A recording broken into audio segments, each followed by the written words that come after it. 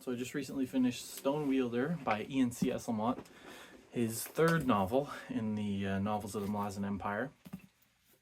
So I finished the first two earlier this year, and I just got around to rereading this one because I have read them all before. This one was, people start to say that this is where he starts to become a good writer, and this is one of his better books, and I agree. Also, I love the cover on this, and it was just a mass market paperback, but the sort of orange blue contrast, but it's more of like a golden amber and like a gray blue. I think it's just a beautiful cover. Anyways, one thing I've noticed that Esslemont's really good at doing is continuing character arcs through his different novels. Even though each of his novels can sort of be considered standalone, it's a series, but it's a looser series than something like the Book of the Fallen, in my opinion. He is still really good at sort of laying the groundwork for future stories in his current stories, if that makes sense. So like characters from Knight of Knives and storylines that start in Return of the Crimson Guard are very much in this book, and there are storylines in this book that are definitely going to continue on in later novels, such as Orb, Scepter, Throne, In Assail, and Blood and Bone. Blood and Bone? Is it Blood? Yes, Blood and Bone. So he is really good at doing that. So this one's a really cool story. So I said the first two, Knight of Knives, I think would be a great introduction to the Malazan world, and Return of the Crimson Guard as well, I think is written in a sort of a way that it explains a lot of the world building and the world much better than the other books, especially Erickson's books that expect you to sort of know these things, or don't expect you to know these things and expect you to sort of pick it up as you go along. This one, I feel like, aligns more with Erickson, where he doesn't explain. There's not as much world building. You should know the world by now if you're at this book, and so this one just sort of gets into it, but it's really good. So this whole book's about the second Malazan invasion of Korel. So originally, in the timeline's wacky, but some 15 years previous to this book, Greymane led the 6th Army on an invasion of Korel. It sort of went horribly wrong. Korel has a sort of a local cult of the Lady, which is the sole deity that they are allowed to worship. Greymane was seen or suspected of what's the word? Cavorting with the enemy. Speaking with storm riders, who are the sworn enemy to all people on this continent. And so because of that, he was exiled, and that's why he ended up with the Crimson Guard for a time, and until we get to the beginning of this book. So like I said, Korel is devoted to the cult of the Lady, who it's revealed is an aspect of the crippled god.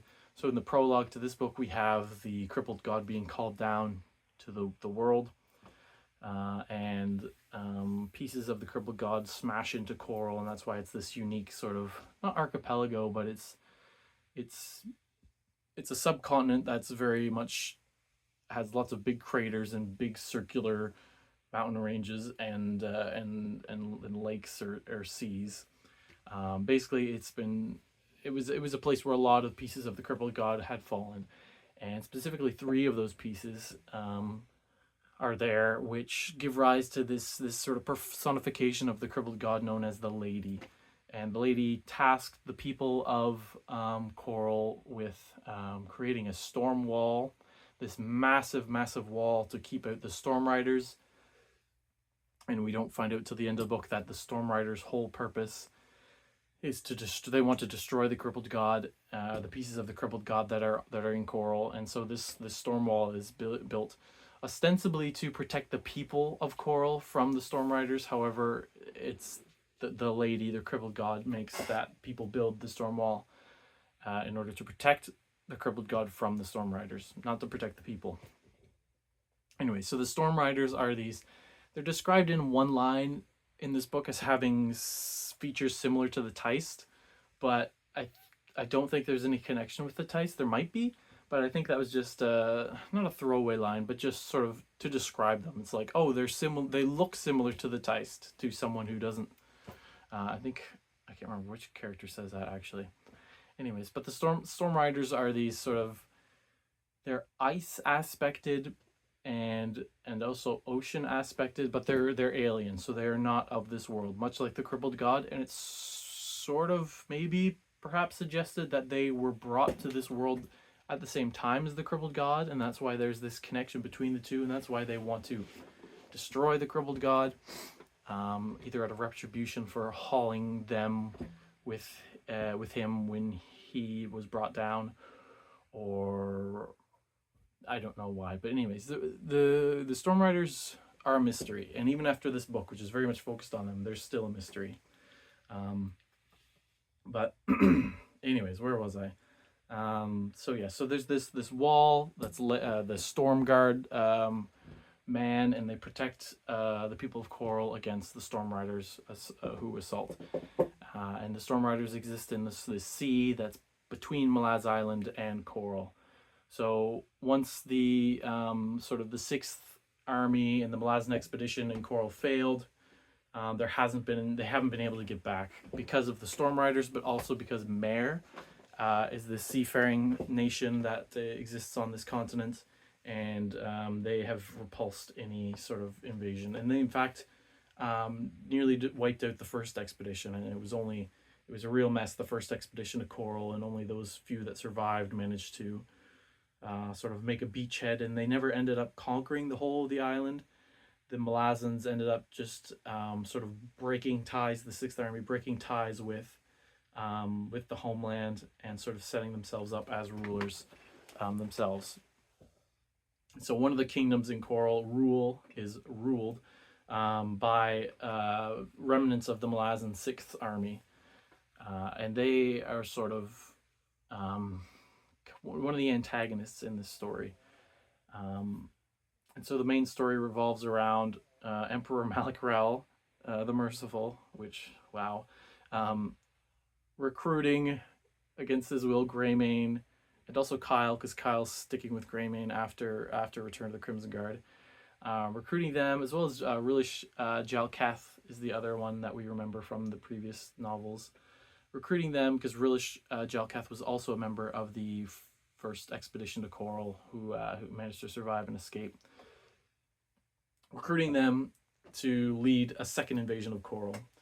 And they're doing this because the first invasion, which kind of failed, the Malazans that set up there haven't been returning taxes or anything to sort of the empire, and so there's a need to sort of clean up this mess, but also deal with the cult of the lady. So the lady, which we find out later is the crippled god, has a monopoly on magic in the area, as well as a monopoly on religion. So they're the only one that's worshipped. Also, mages cannot exercise any power. So it's interesting that this is one of the books where there's very little magic compared to the other Malazan settings. There are no mages here except for mages of ruse. So Mare, it's I don't know if it's a thalassocracy, whatever. I don't know if they. Well, they have magic. They can use sort of sea magic because it's not of the land, and so it's not connected with Korel and the lady, the crippled god. So they're the only ones who can perform magic, but they do so at sea. Anyway, so the Greymane's leading this expedition with parts of the 4th and the 8th Army, and they're going to sort of deal with the 6th that has been in Korel for 20 years. And also deal with the lady and the Storm Riders and the Storm Wall and all that. So yeah, they go down, but they also have contracted the Blue Morant. So the Blue Morant are sort of the traders, the seagoing, not subspecies, but faction of the Morant. So the Morant, there's the Gold Morant, which are the elite troops, the Black Morant, which are the basic military, the blue, which are the Marines, soldiers, Marines, sailors, traders, like all the seagoing peoples. I think there's green and red as well, or maybe I'm just thinking of Magic the Gathering. But I think one of them is like the Alchemists. Maybe there's a white Moranth. I don't know. Anyways, so these blue Moranth, they're not allied with the Malazans, which there was a contingent of black Moranth that were allied with the Malazans during the first expedition to Korel. This time around, it is the blue, but they are not allied. They are, because there's some political shenanigans going around with the Moranth, so they're not totally allied with the Malazans anymore. But these blue have been contracted out, mercenary style, and so they're going to help.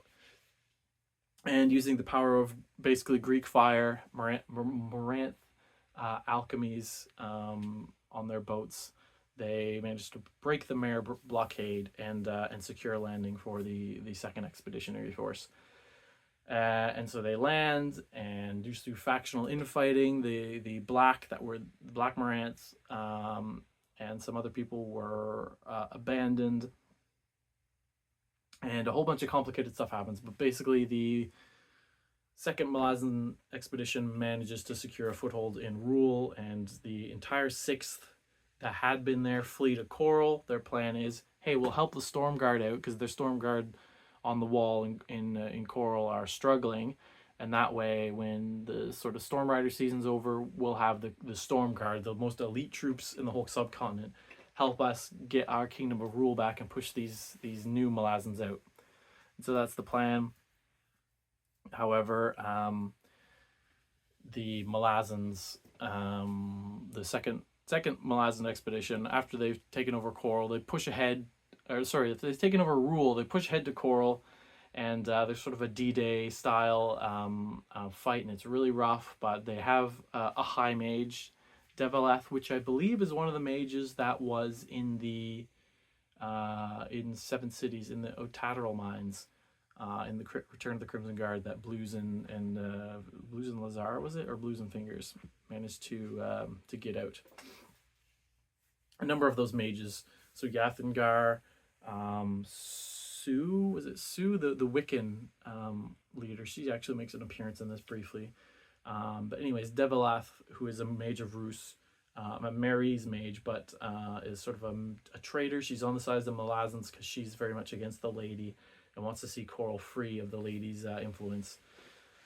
She manages to use her powers of Rus to create basically a tsunami which wipes out a lot of the forces and lets the Malazans form a beachhead. And then later manages to calm the seas once the storm wall is destroyed and allows the fleet to escape. And so she's actually a high mage. So that's our only sort of bit of magic, at least for most of the novel. Anyway, so Greymane, he has this sword, this sort of stone sword that is never given a name, which usually magical swords get a name. But I'm trying to think, does Kaladin Brood's hammer have a name? I don't know that it does, unless it's like Burn's Wrath or something. Anyways, Greymane has this sword that was given to him by the Storm Riders the first time using Korel, and they said that they found it on the bottom of the ocean, I think, or like in a crevice at the bottom of the ocean. I can't remember. Anyways, he's given this sword, and this sword is basically, I don't know why the Storm Riders can't use it. Maybe because they're too alien. But his sort of, he's supposed to use this to destroy the storm wall. But in doing so, he's unleashing the sea and the Storm Riders upon Korel, and there'll be so much death and destruction. But if he doesn't do it, then there'll be this continual war between the Storm Riders and the Storm Guard and the crippled god. So in the end, he decides he's going to finally do it. So he uses the sword, smashes it into the earth, and it shatters the storm wall. And it sort of gets stuck in the earth. And so he becomes like, his nickname is Stonewielder. And so yes, he's sort of wielding stone. And this sort of sea rushes in and cleanses the land. And then Greymane ends up dying under the sea. And at the very end, in the epilogue, there's some people out on a boat, and they look down and they could see like his corpse holding the sword stuck into the ground. Anyways, and upon breaking the wall, the sea's unleashed, the Storm Riders are unleashed, and they seek out the 3 fragments of the crippled god that are in Korel. One of them is already in the ocean, which they immediately destroy. A second one is stored in this mountain cave that an elite group of Malazan soldiers manages to go and, at great loss, manages to capture and then throw into the ocean, which is then destroyed. And the third one, however, is kept in this tower and is spirited away by Skinner and the Disavowed. So they make a brief appearance at the end. They're working, of course, on behalf of the crippled god, Skinner being the king of High House Chains. They capture this part of the crippled god and take it away. And so that's sort of the main story.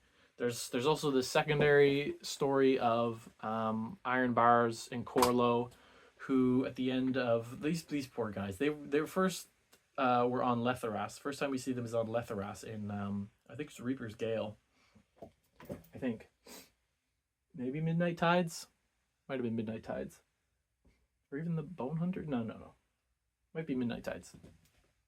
Anyways, they're on Letharas, trying to get back to, because the Crimson Guard diaspora is converging on Quantali for the plot of Return of the Crimson Guard. However, Iron Bars and his blade does not make it in time. They get captured at sea and sent to the Storm Wall, where Iron Bars, because he's an avowed and he's super strong, is the new champion. And throughout the book, he's slowly losing hope, and he's becoming suicidal and sort of going mad.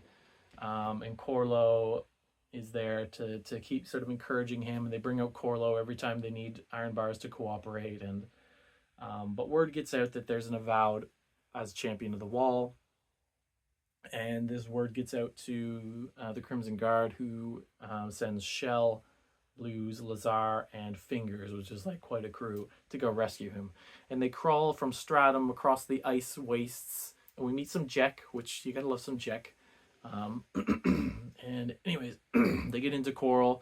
They give themselves up to these Storm Guard and let them be put on the wall. And then over the course of the book, they effect the escape of Korel, Iron Bars, and Jermaine, the sailor captain that was also captured with Iron Bars.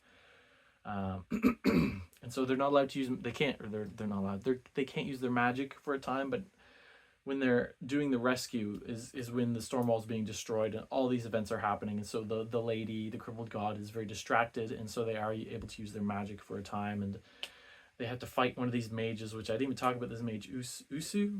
Is it Usu or Use? Usu, who is a high mage of the 6th. So he's Malazan, but one of the Malazans that sort of have defected and have been rule in Korel for 20 years. And he's managed to maintain using magic because he uses it by putting his hand into the living body of people through their ribs, grasping their heart, and using their life force to use his magic. Because he can't touch his warren on his own, or the lady will find him. But anyways, and he captures, or he's on the wall at one point, and he gets Iron Bars, who's like going wild and is basically catatonic, and he reaches into Iron Bars' chest and grabs his heart, and like the power that he sort of can use from Iron Bars' heart is unbelievable. And we get sort of hints at what the Avowed actually are. I think it's the Jek that says that these people are similar to the Talon and Mass. They've sort of conducted their own ritual of Talon. And I think this has been mentioned before, that the Avowed, their vow is similar to the ritual of Talon, and that's why they're so long-lived. And I wonder that if in 100,000 years, if the Avowed will sort of look like the Talon and Mass, if they will be all desiccated and old or not. But anyways, when Usu, this high mage, has Iron Bars' heart in his grasp, he sort of comes to some revelation about the vow, but he never actually gets to reveal it to us. So the Avowed are still a bit of a mystery. I don't know if we'll ever find out about them. Anyways, but Iron Bars manages to break free, and while the guy's trying to crush his heart with his bare hand, Iron Bars strangles the guy and then pulls his arm out of his chest. Like, Iron Bars is just incredible. And then they all break free. The Crimson Guard travel by Warren. They sense Skinner nearby, so they travel by Warren to the tower, and that's when they see Skinner and the Disavowed leaving with the piece of the crippled god. And we get Iron Bar shouting Skinner, and what I have to imagine is the Simpsons reference. The only other time that happens is when the second of the Segula, who is like, what even is his role? He's like the Reaper of High House Death. He's dead, but he's like works for Hood. He also pops out of a warren at one point and shouts Skinner, but we never find out what their beef is. Anyways, that's sort of the second storyline. So there's the main storyline of the Malazan invasion, and then the second storyline. By the way, at the end of it, the Malazan Expeditionary Force leaves Korel after having destroyed the Stormwall and sort of freed Korel of the lady's control. I don't know whether it's been sort of reintegrated into the Malazan Empire. It seems like it hasn't, but maybe it has. Who knows? It seems like the Kingdom of Rule goes back to sort of native rule, and sort of the Malazans just leave the whole place, which makes me wonder about what was Malak Rel's intentions with the whole place to begin with, if he sent everyone down there just to leave. Maybe it was just to clean up the mess, but it seems like they would have, like the amount of resources they would have had to have committed for this expedition, they would have hoped to have gained something from it. Anyways, another storyline is this Assessor Bakun, who is native to Rule, and he's like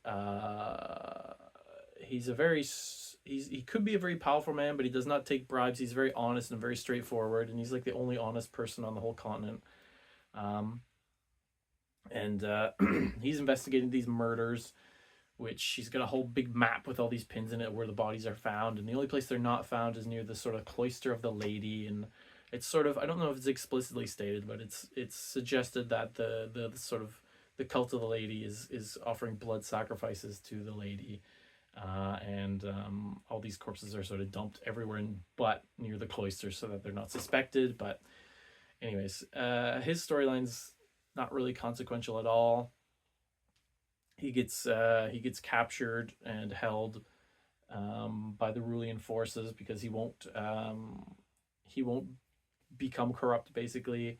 And then when the Malazans take over, he's released, and there's sort of some animosity between him. But then when the natives start fighting against the Malazan conquerors, they arrest him, and then he gets a lot of sympathy. So when the Malazans then leave, he becomes sort of the high assessor of the whole kingdom and sort of the high magistrate, judge, whatever. I guess lives happily ever after, but is still like bummed out because he's the only honest man in a dishonest system. So there's his storyline, which is kind of interesting. Gives us different POV to the whole scenario. There's different stuff about the Black Moranth and Usu, and how the Black Moranth are sort of abandoned by the Overlord of the Sixth for some reason, and then they end up teaming up with their cousins, the Blues, and sort of come back on side with the later Malazans. It's weird because there's two different groups of Malazans, which the setup's kind of cool. Like Malazans fighting Malazans, but not in a civil war, in like in a different sort of setting. But it doesn't really come to much. There's no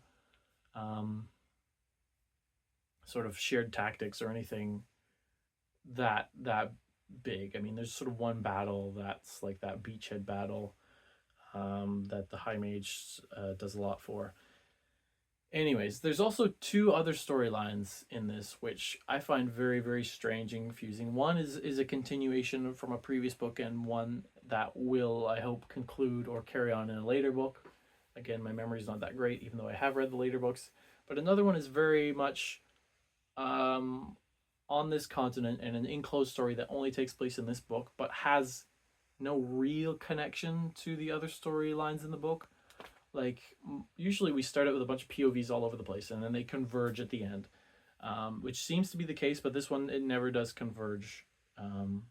So it's about this, the Empire of Joralan, which is part of the continent of Korel. And it follows this guy, Ivanar, who is like of Toblakai stock, He used to be this champion, but he swore a vow to never kill again.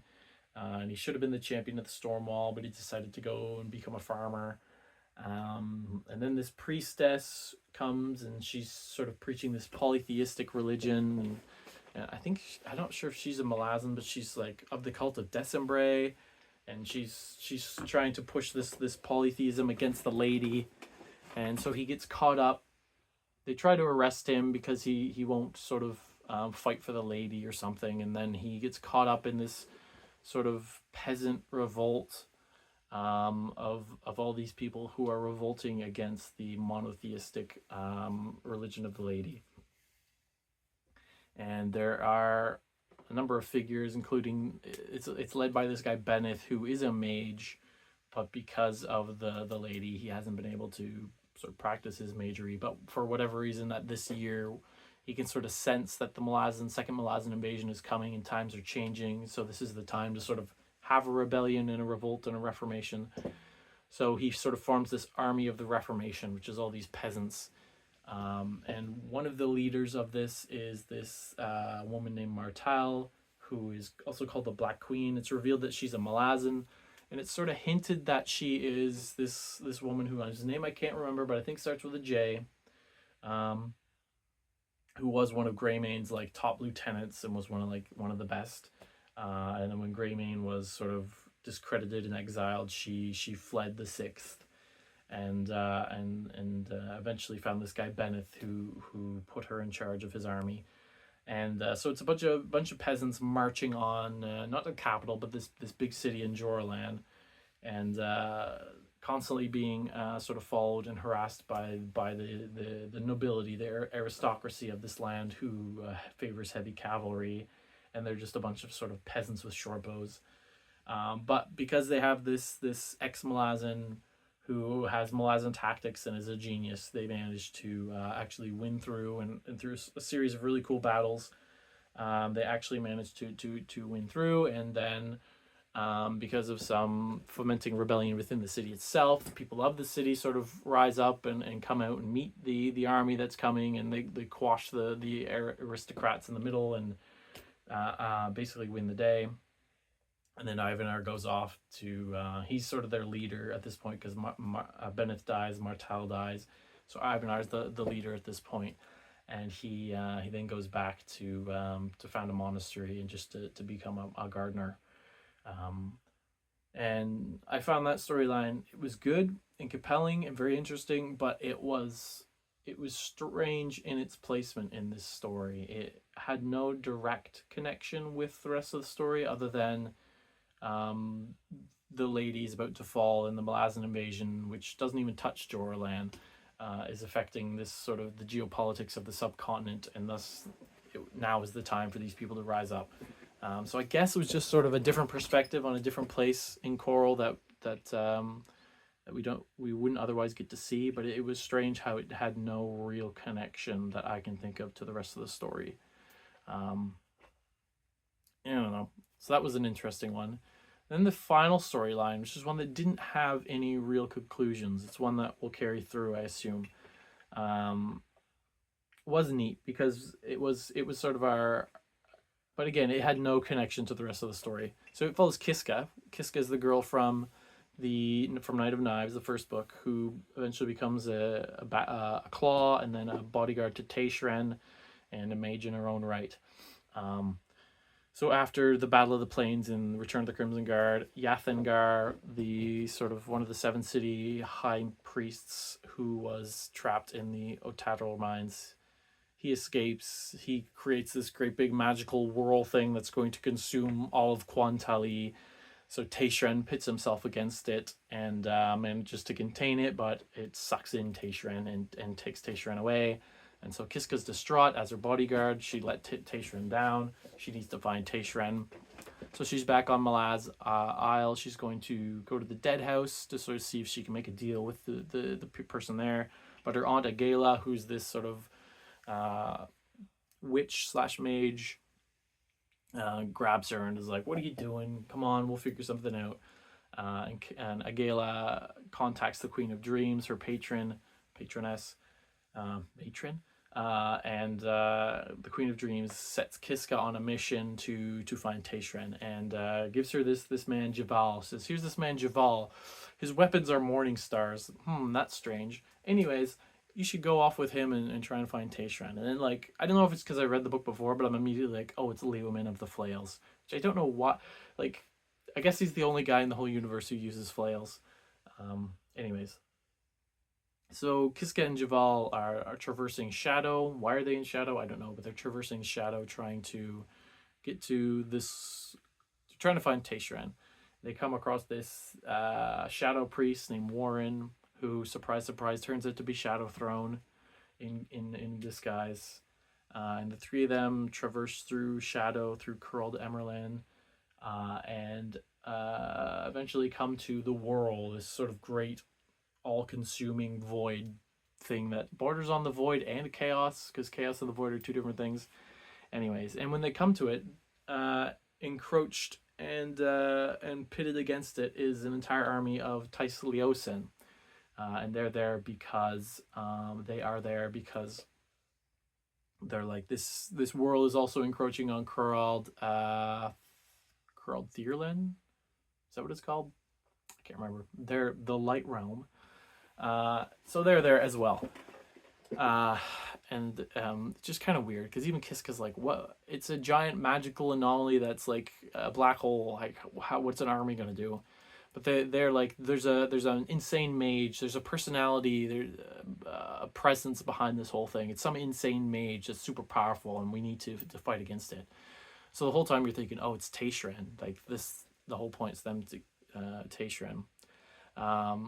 So they're with the Tysliosin, and Lorik shows up, who of course recognizes Leomin of the Flails from the army of Sheik in what was it, House of Chains? Or is it it must have been House of Chains. He's like, Leomin, what are you doing here? Arrest him. So they all get arrested, put under house arrest, but then Shadow Throne / Warren frees them, and they manage to get inside the Whirl.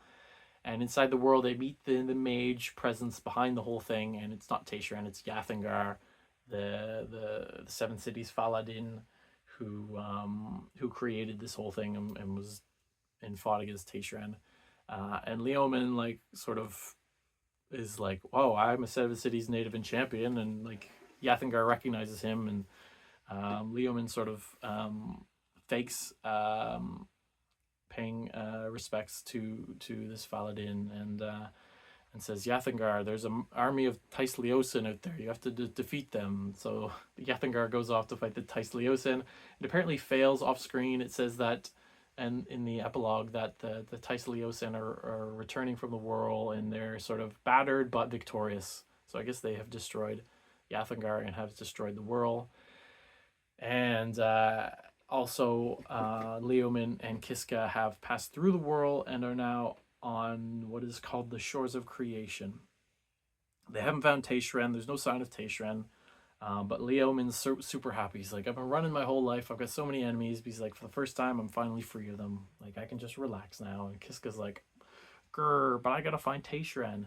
And this sort of Shores of Creation thing that they're on, to me, it's like, there's a mention that it's similar to Curled Ghislaine, like the black sand of the beach, and there's a blinding white sea.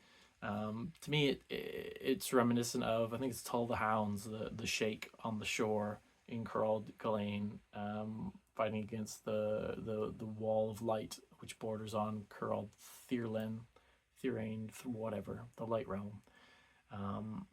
So that's where I think they are. But then there's also, like, in Forge of Darkness and Fall of Light, is it called the Viter, which is like the sort of white light sea from which things are created. I remember the Queen of Dreams, Triss, like, is born from there, I think. I don't know. Anyway, so it just ends there with them on the shores of creation, whatever, and like some weird Kingdom Hearts style ending. Yeah, so that was Stonewielder. It's a long one.